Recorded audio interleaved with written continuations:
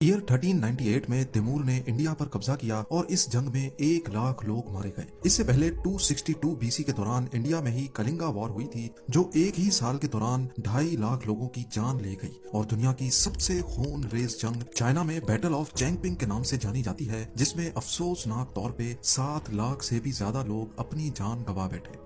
इंसानों की हिस्ट्री में झांका जाए तो पिछले 5000 सालों में करीब 10,624 अलग अलग बैटल्स लड़ी जा चुकी हैं। इनमें से ज्यादातर बैटल्स या जंगों का सिर्फ एक ही मकसद रहा है, और वो है ज्यादा से ज्यादा जमीन पर कब्जा करना।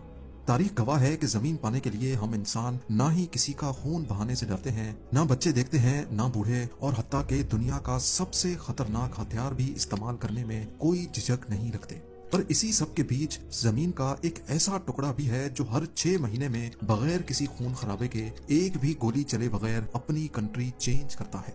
ये कोई दूर दराज वीरान बयाबान जमीन का टुकड़ा नहीं, बल्कि यूरोप में आबादी से भरे इलाके के बीच में मौजूद है। हम बात कर रहे हैं फ्रांस और स्पेन के बॉर्डर पे मौजूद इस आइलैंड की, जिसको फीजेंट आइलैंड कहा जाता है। पर सवाल ये है कि फीजेंट आइलैंड साल में 2 मरतबा अपनी टेरिटरी कैसे और क्यों बदलता है।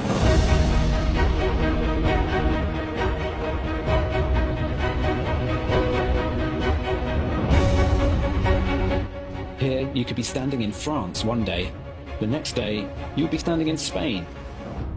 नाज़रीन, फ्रांस और स्पेन को बिडासुआ रिवर ने डिवाइड किया हुआ है। वैसे तो रिवर का ज्यादातर हिस्सा स्पेन की टेरिटरी में आता है, लेकिन अटलांटिक ओशन में गिरने से 15 किलोमीटर पहले ये रिवर इन दोनों कंट्रीज के दरमियान इंटरनेशनल बॉर्डर का किरदार अदा करती है। इसी रिवर के बीच में स्पेन के शहर इरून और फ्रेंच सिटी ऑन्टाई के करीब ये छोटा सा फीजेंट आइलैंड मौजूद है। इस आइलैंड की खास बात यह है कि अगर आप यहाँ 31 जुलाई को खड़े होंगे तो आप स्पेन की टेरिटरी में खड़े कहलाए जाएंगे, लेकिन रात को 12 बजते ही वहीं खड़े खड़े आप फ्रांस की टेरिटरी में चले जाएंगे। यानी जिस दिन मैं ये वीडियो बना रहा हूँ, इस वक्त ये आइलैंड स्पेन के कंट्रोल में है, लेकिन जब तक ये वीडियो आप तक पहुंचेगी तब इसका कंट्रोल फ्रांस के पास होगा। 6,800 स्क्वायर मीटर बड़ा ये आइलैंड 1 फरवरी से लेकर 31 जुलाई तक स्पेन के पास होता है, और फिर 1 अगस्त से लेकर 31 जनवरी तक ये फ्रांस के कंट्रोल में रहता है। टेरिटरीज का ये एक्सचेंज फ्रांस और स्पेनिश नेवी के दरमियान फीजेंट आइलैंड पे ही होता है, जब दोनों मुल्कों की अथॉरिटीज यहाँ आती हैं और एक सेरेमनी के बाद जिसकी बारी होती है वो अपना झंडा लहराता है। फीजेंट आइलैंड की ये एक्सचेंज सेरेमनी पिछले 170 सालों से ऐसे ही चलती आ रही है। आपको यहाँ बताते चलें कि जब एक ही जमीन को एक ही वक्त में 2 या 2 से ज्यादा कंट्रीज चलाती हैं, उसको कॉन्डोमिनियम कहा जाता है। लेकिन फीजेंट आइलैंड दुनिया में वाहिद ऐसा कॉन्डोमिनियम है जिसको एक ही वक्त में सिर्फ एक ही कंट्री चलाती है, और इसी वजह से फीजेंट आइलैंड सिर्फ कॉन्डोमिनियम ही नहीं बल्कि दुनिया का अकेला टेम्पोरल कॉन्डोमिनियम है। बॉर्डर्स का ये एक्सचेंज होता तो बिना किसी खून खराबे के है, लेकिन ऐसा होता क्यों है, ये दास्तान इतिहास के जिन कागजों पर लिखी है उनको भी खून ने रंगा हुआ है। 1600s में यूरोप एक बहुत बड़ी जंग से गुजर रहा था। ये जंग करीब 30 साल तक चली थी, जिसको द 30 ईयर वॉर के नाम से भी याद किया जाता है। हिस्टोरियंस का कहना है कि ये एक रिलीजियस वॉर थी, लेकिन इसके पीछे पॉलिटिकल और इकोनॉमिक पर्पस भी था। ईयर 1618 में शुरू होने वाली ये जंग 1648 में एक पीस ट्रीटी पर आकर खत्म हुई। रोमन एम्पायर एक बार फिर से सुकून का सांस ले पा रही थी, लेकिन पीस ट्रीटी के बावजूद भी फ्रांस और स्पेन का एक दूसरे के लिए गुस्सा खत्म नहीं हुआ। आए बजाय इन दोनों की आपस में झड़पें चलती ही रहती थी। फिर 11 सालों के बाद 1659 में इन दोनों ने भी आपस में एक अलग पीस ट्रीटी साइन कर ही ली, जिसको पेरिनीज ट्रीटी या फिर पीस ऑफ द पेरिनीज भी कहा जाता है।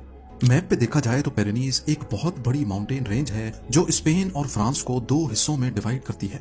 इसी माउंटेन रेंज के नाम पे इस पीस ट्रीटी का नाम रखा गया था। पेरिनीज पीस एग्रीमेंट फ्रेंच और स्पेनिश किंगडम्स के दरमियान 3 महीने और 24 कॉन्फ्रेंसेस के नतीजे में हुआ था। ये कॉन्फ्रेंसेस कहीं और नहीं बल्कि बिडासुआ रिवर पे मौजूद इसी फीजेंट आइलैंड पे ही हुई थी। इस पीस एग्रीमेंट की खुशी में स्पेनिश प्रिंसेस और फ्रेंच किंग की शादी की गई, जिसकी सेरेमनी भी फीजेंट आइलैंड पे ही की गई थी। हालांकि फीजेंट आइलैंड पर ना अभी कोई ब्रिज है और ना ही पहले कोई परमानेंट ब्रिज था, लेकिन इस रॉयल वेडिंग के लिए बोट्स के ऊपर टेम्पररी ब्रिज बनाया गया था जो कुछ इस तरह दिखता है। उस दिन के बाद से दोनों किंगडम्स में जो भी रॉयल वेडिंग होती थी उसको फीजेंट आइलैंड पे ही करवाया जाने लगा। दोनों किंगडम्स के लिए ये आइलैंड एक पीस का, अमन का, शांति का सिंबल बन चुका था। पर इस पेरिनीज पीस एग्रीमेंट में फीजेंट आइलैंड की कस्टडी के बारे में कोई चीज तय नहीं हुई थी। अगले 200 सालों तक इस आइलैंड पर फ्रांस और स्पेन दोनों का इक्वली कंट्रोल था। फिर 1856 में एक और एग्रीमेंट हुआ जिसमें खास फिजेंट आइलैंड की कस्टडी के हवाले से कुछ फैसले लिए गए और अब की बार ये तय पाया कि आइलैंड 6 महीने फ्रांस और 6 महीने स्पेन के पास होगा। तब से लेकर इस आइलैंड की अदला बदली का सिलसिला चलता ही आ रहा है। ये शायद ही दुनिया का वाहिद हिस्सा है जो पिछले 170 सालों में 340 मरतबा अपनी सॉवरेनिटी चेंज कर चुका है। आज पूरा यूरोप हर तरह से आजाद तो है, लेकिन फीजेंट आइलैंड और इस पे बना ये मॉन्यूमेंट पास्ट में हुई तलखियों की याद दिलाता है। फीजेंट आइलैंड तो दुनिया का पहला और आखिरी ऐसा कॉन्डोमिनियम है जिसको एक ही वक्त में सिर्फ एक कंट्री एडमिनिस्टर करती है, लेकिन इसके अलावा दुनिया में 6 कॉन्डोमिनियम्स और भी हैं। एंटार्क्टिका को टोटल 12 कंट्रीज ओन करती हैं और उन्होंने वहां 55 एंटार्क्टिक रिसर्च स्टेशंस बना रखे हैं।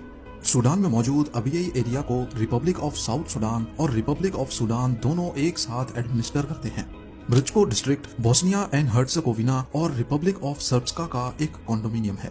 गल्फ ऑफ फांसिका को एल सल्वाडोर, हॉन्डुरस और निकारागुआ तीनों क्लेम करते हैं कि ये हमारी टेरिटरी है। कोलंबिया और जमाइका कैरेबियन सी के इस हिस्से को आपस में शेयर करते हैं। क्या है कि जिन कंट्रीज पर समंदर लगता है उनके पास समंदर का 200 नॉटिकल माइल्स का एरिया होता है जिसको एक्सक्लूसिव इकोनॉमिक जोन कहते हैं। कोलंबिया और जमाइका क्योंकि आपस में करीब हैं, इसी वजह से इनका इकोनॉमिक जोन आपस में ओवरलैप कर रहा था। तभी उन्होंने फैसला किया कि बीच के पूरे कैरेबियन सी पर दोनों का हक होगा। लेक कॉन्स्टेंस पर ऑस्ट्रिया, जर्मनी और स्विट्जरलैंड तीनों का राज है। और आखिर में मोजिल रिवर, इसमें मौजूद ब्रिजेस और 15 के करीब छोटे आइलैंड्स को फ्रांस, जर्मनी और लग्जमबर्ग ने मिलकर कॉन्डोमिनियम डिक्लेयर किया हुआ है।